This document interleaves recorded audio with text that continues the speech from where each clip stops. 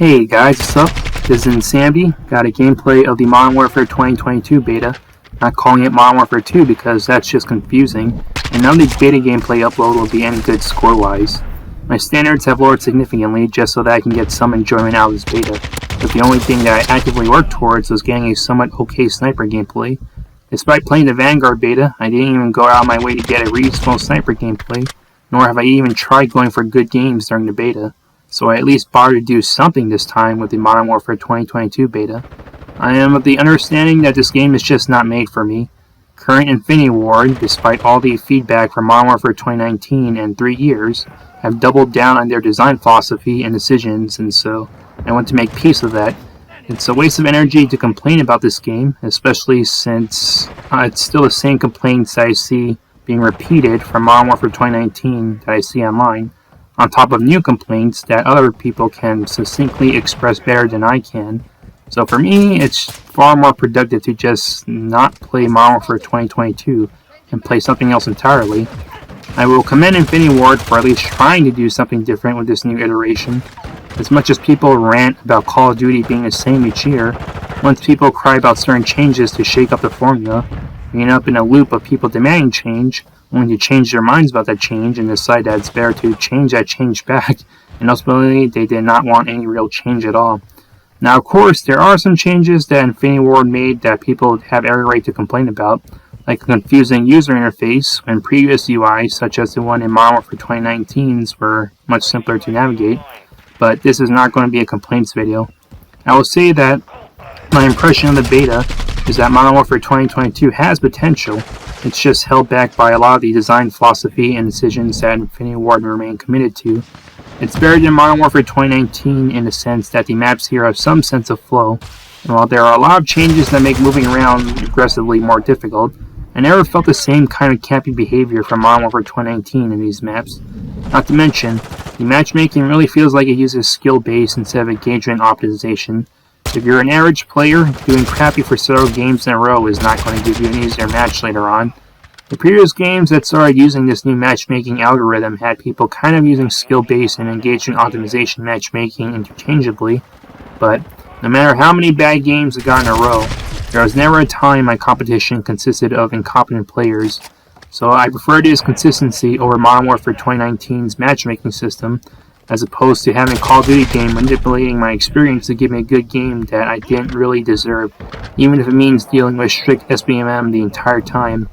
In all my games, people were either barely breaking even or even going negative, and even as streaks went off, it rarely felt like they were getting much kills for a player using them. There are only 2 notable games that I've been a part of that bucked that trend. One of them was a TDM game that I joined in progress, and my team was slaughtering the other team so badly that I only got about 2 minutes of game time in that match. The other match was a TDM that I also joined in progress, but it was at the beginning, so it was more of a full game.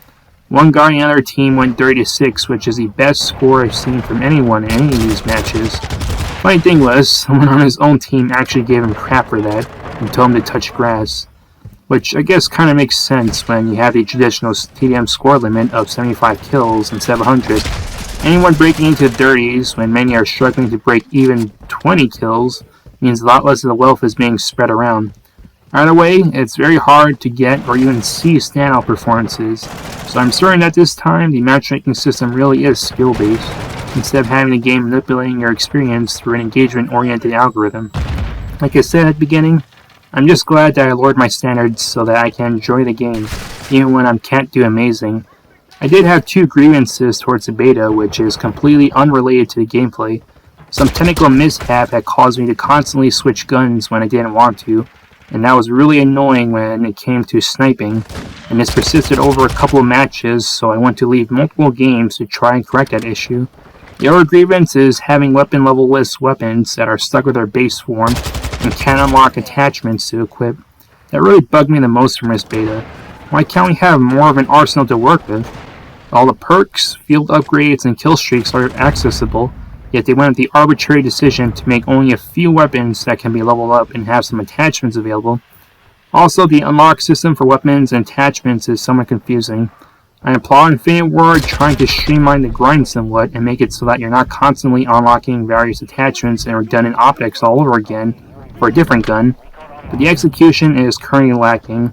Having a gun branch in the form of receivers is a neat idea in terms of streamlining, but you're forced to use and level up guns within that branch just to unlock certain attachments that an earlier gun would otherwise have been able to access just through a conventional weapon leveling unlock system. So they're just having you grind differently, and this also has the unintentional side effect of forcing weapon variety, instead of it being a natural thing with weapon balancing.